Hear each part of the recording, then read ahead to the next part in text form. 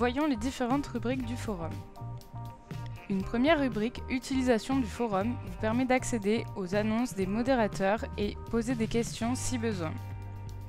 Une seconde rubrique, Professionnels de santé et de la prévention des infections associées aux soins, est destinée à l'expression des soignants et des professionnels du risque infectieux.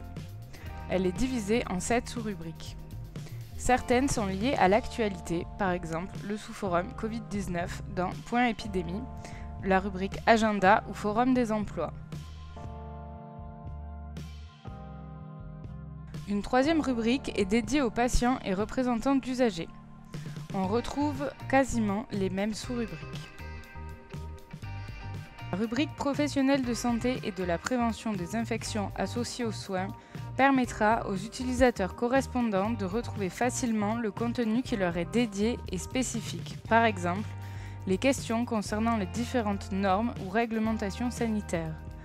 Les questions et les réponses ne sont pas les mêmes entre professionnels de santé qu'entre professionnels et patients. De même, les patients pourront échanger entre eux via la rubrique qui leur est dédiée. Attention, cette division n'empêche pas la consultation de l'une ou de l'autre rubrique par l'ensemble des utilisateurs, quel que soit leur statut professionnel ou non. Chaque utilisateur peut d'ailleurs participer à l'ensemble des conversations.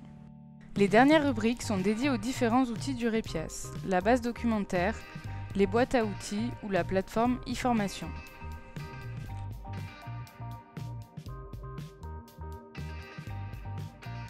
En explorant le forum, on peut voir la rubrique dédiée aux boîtes à outils.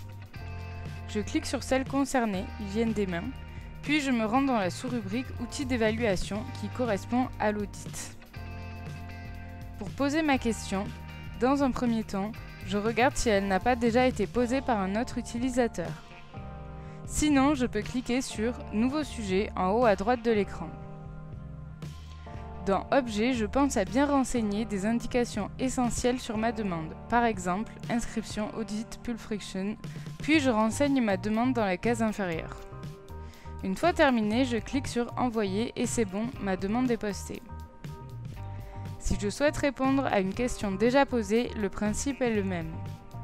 Je me rends dans le sujet ouvert, puis je clique sur Réponse en bas à droite. Une fois ma réponse terminée, je n'oublie pas de valider.